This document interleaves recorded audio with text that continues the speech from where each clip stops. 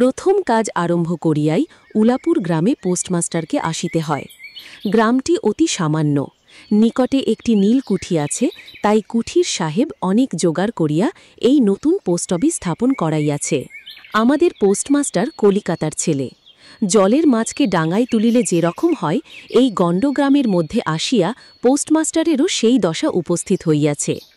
একখানি অন্ধকার আটচালার মধ্যে তাহার আপিস, অদূরে একটি পানা পুকুর এবং তাহার চারিপারে জঙ্গল।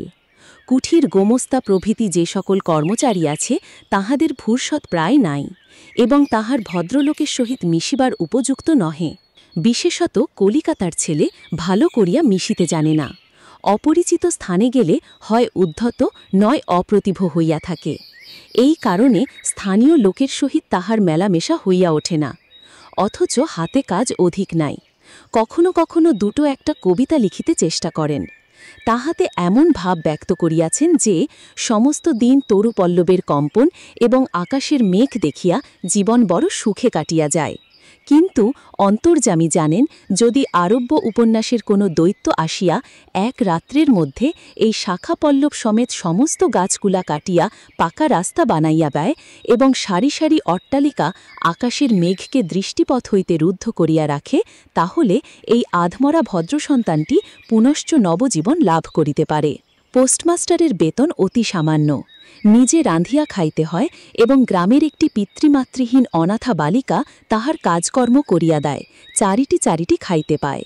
মেয়েটির নাম রতন, বয়স 12-13। বিবাহের বিশেষ সম্ভাবনা দেখা যায় না। সন্ধ্যার সময় যখন গ্রামের গোয়ালঘর হইতে ধূম কুণ্ডলায়িত হইয়া উঠিত, ঝোপে ঝোপে ঝিল্লি ডাকিত, দূরে গ্রামের নেশাখোর বাউলের দল খোল করতাল বাজাইয়া উচ্চস্বরে গান জুড়িয়া দিত, যখন অন্ধকার দাওয়ায় একলা বসিয়া গাছের কম্পন দেখিলে কবি হৃদয়ও ঈষৎ হৃৎকম্প উপস্থিত হইত, তখন ঘরের কোণে একটি ক্ষীণ শিখা প্রদীপ জ্বালিয়া পোস্টমাস্টার ডাকিতেন, রতন। রতন দ্বারে বসিয়া এই ডাকের জন্য অপেক্ষা করিয়া থাকিত, কিন্তু এক ডাকেই ঘরে আসিত না। বলিত, কি গা বাবু, কেন ডাকছ? পোস্টমাস্টার, তুই কি করছিস? রতন, এখনই চুলো ধরাতে যেতে হবে হেসেলের। পোস্টমাস্টার, তোর হেসেলের কাজ পরে হবে, এখন একবার তামাকটা সেজে দে তো। অনতিবিলম্বে দুটি গাল ফুলাইয়া কলিকায় ফু দিতে দিতে রতনের প্রবেশ। হাত হইতে কলিকাটা লইয়া পোস্টমাস্টার ফস করিয়া জিজ্ঞাসা করেন, আচ্ছা রতন, তোর মাকে মনে পড়ে? সে অনেক কথা, কতক মনে পড়ে কতক মনে পড়ে না। মায়ের চেয়ে বাপ তাহাকে বেশি ভালোবাসিত, বাপকে অল্প অল্প মনে আছে। পরিশ্রম করিয়া বাপ সন্ধ্যাবেলায় ঘরে ফিরিয়া আসিত, তাহারই মধ্যে দৈবাত দুটি সন্ধ্যা তাহার মনে পরিষ্কার ছবি মতো অঙ্কিত আছে। এই কথা হইতে হইতে ক্রমে রতন পোস্টমাস্টারের পায়ের কাছে মাটির উপর বসিয়া পড়িত। মনে পড়িত তাহার একটি ছোট ভাই ছিল। বহু পূর্বেকার বর্ষার দিনে একদিন একটা ডোবার ধারে দুইজনে মিলিয়া গাছের ভাঙা ডালকে ছিপ করিয়া মিছামিছি মাছ ধরা খেলা করিয়াছিল। অনেক গুরুত্বপূর্ণ ঘটনার চেয়ে সেই কথাটাই তাহার মনে বেশি উদয় হইত।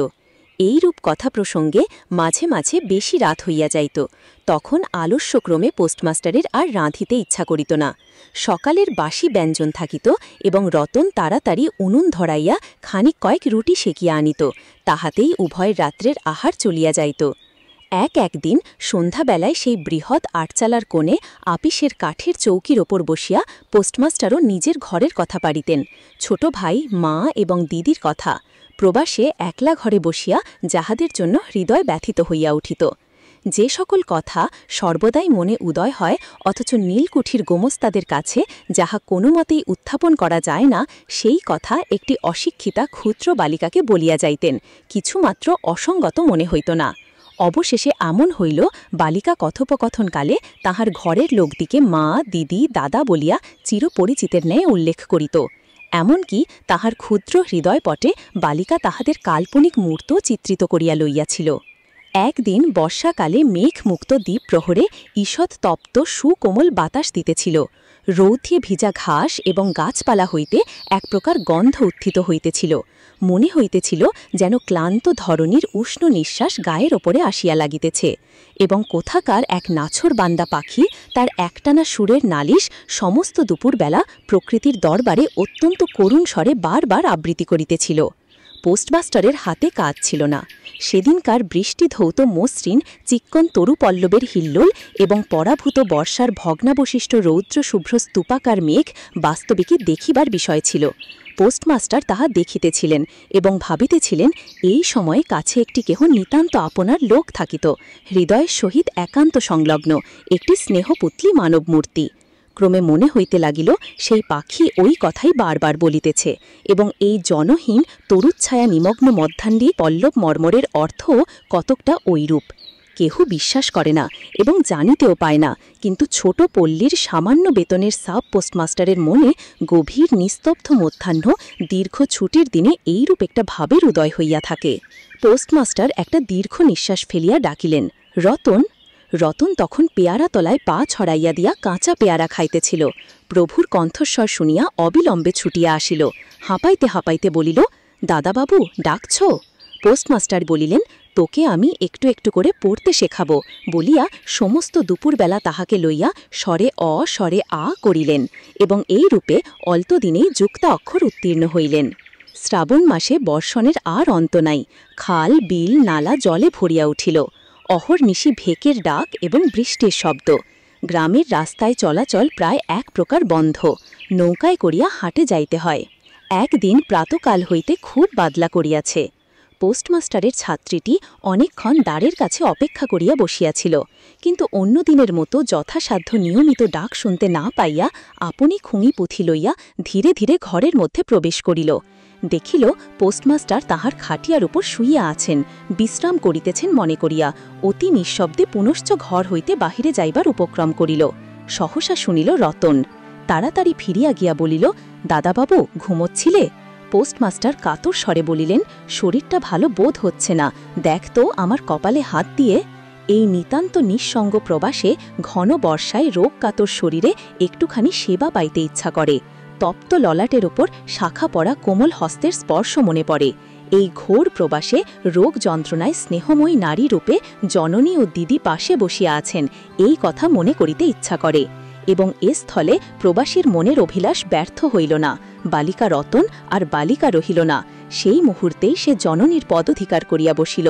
বৈদ্য ডাকিয়া আনিল, যথাসময়ে বটিকা খাওয়াইল, সারা রাত্রি শিয়ারে জাগিয়া রহিল, আপনি পথ্য রাঁধিয়া দিল এবং শতবার করিয়া জিজ্ঞাসা করিল, হ্যাঁ গো দাদাবাবু, একটুখানি ভালো বোধ হচ্ছে কি? বহুদিন পরে পোস্টমাস্টার ক্ষীণ শরীরে রোগশয্যা ত্যাগ করিয়া উঠিলেন। মনে স্থির করিলেন, আর নয়, এখান থেকে কোনো মতে বদলি হতে হবে। স্থানীয় অস্বাস্থ্যের উল্লেখ করিয়া তৎক্ষণাৎ কলকাতায় কর্তৃপক্ষদের নিকট বদলি হইবার জন্য দরখাস্ত করিলেন। রোগ সেবা হইতে নিষ্কৃতি পাইয়া রতন দ্বারের বাহিরে আবার তাহার স্বস্থান অধিকার করিল, কিন্তু পূর্ববৎ আর তাহাকে ডাক পড়ে না। মাঝে মাঝে উকি মারিয়া দেখে পোস্টমাস্টার অত্যন্ত অন্যমনস্কভাবে চৌকিতে বসিয়া অথবা খাটিয়ায় শুইয়া আছেন। পোস্টমাস্টার বলিলেন, রতন, কালই আমি যাচ্ছি। রতন, কোথায় যাচ্ছ দাদাবাবু? পোস্টমাস্টার, বাড়ি যাচ্ছি। রতন, আবার কবে আসবে? পোস্টমাস্টার, আর আসব না। রতন আর কোনো কথা জিজ্ঞাসা করিল না। পোস্টমাস্টার আপনি তাহাকে বলিলেন তিনি বদলির জন্য দরখাস্ত করিয়াছিলেন, দরখাস্ত নামঞ্জুর হইয়াছে, তাই তিনি কাজে জবাব দিয়ে বাড়ি যাইতেছেন। অনেকক্ষণ আর কেহ কোনো কথা কহিল না। মিটমিট করিয়া প্রদীপ জ্বলতে লাগিল এবং এক স্থানে ঘরের জীর্ণ চাল ভেদ করিয়া একটি মাটির সরার উপর টপ টপ করিয়া বৃষ্টির জল পড়িতে লাগিল। কিছুক্ষণ পরে রতন আস্তে আস্তে উঠিয়া রান্নাঘরে রুটি গড়িতে গেল। অন্যদিনের মতো তেমন চটপট হইল না। বোধ করি মধ্যে মধ্যে মাথায় অনেক ভাবনা উদয় হইয়াছিল। পোস্টমাস্টারের আহার সমাপ্ত হইলে পর বালিকা তাহাকে জিজ্ঞাসা করিল, দাদাবাবু, আমাকে তোমাদের বাড়ি নিয়ে যাবে? পোস্টমাস্টার হাসিয়া কহিলেন, সে কি করে হবে? ব্যাপারটা যে কি কি কারণে অসম্ভব তাহা বালিকাকে বোঝানো আবশ্যক বোধ করিলেন না।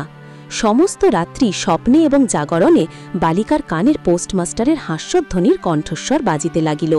সে কি করে হবে? ভোরে উঠিয়া পোস্টমাস্টার দেখিলেন তাহার স্নানের জল ঠিক আছে। কলকাতার অভ্যাস অনুসারে তিনি তোলা জলে স্নান করিতেন। কখন তিনি যাত্রা করিবেন সে কথা বালিকা কি কারণে জিজ্ঞাসা করিতে পারে নাই। পাছে প্রাতকালে আবশ্যক হয়, এই জন্য রতন তত রাত্রে নদী হইতে তাহার স্নানের জল তুলিয়া আনিয়াছিল। স্নান সমাপন হইলে রতনের ডাক পড়িল। রতন নিঃশব্দে গৃহে প্রবেশ করিল এবং আদেশ প্রতীক্ষায় একবার নীরবে প্রভুর মুখের দিকে চাহিল। প্রভু কহিলেন, রতন, আমার জায়গায় যে লোকটি আসবেন তাকে বলে দিয়ে যাব তিনি তোকে আমারই মতন যত্ন করবেন। আমি যাচ্ছি বলে তোকে কিছু ভাবতে হবে না। এই কথাগুলি যে অত্যন্ত স্নেহগর্ভ এবং দয়ার্ত হৃদয় হইতে উত্থিত সে বিষয়ে কোনো সন্দেহ নাই। কিন্তু নারী হৃদয় কে বুঝিবে? রতন অনেক দিন প্রভুর অনেক তিরস্কার নীরবে সহ্য করিয়াছে, কিন্তু এই নরম কথা সহিতে পারিল না। একেবারে উচ্ছ্বসিত হৃদয় কাঁদিয়া উঠিয়া কহিল, না না, তোমার কাউকে কিছু বলতে হবে না, আমি থাকতে চাইনে। পোস্টমাস্টার রতনের এরূপ ব্যবহার কখনো দেখেন নাই, তাই অবাক হইয়া রহিলেন। নতুন পোস্টমাস্টার আসিল, তাহাকে সমস্ত চার্জ বুঝাইয়া দিয়া পুরাতন পোস্টমাস্টার গমনোন্মুখ হইলেন। যাইবার সময় রতনকে ডাকিয়া বলিলেন, রতন, তোকে আমি কখনো কিছু দিতে পারিনি, আজ যাবার সময় তোকে কিছু দিয়ে গেলুম, এতে তোর দিন কয়েক চলবে।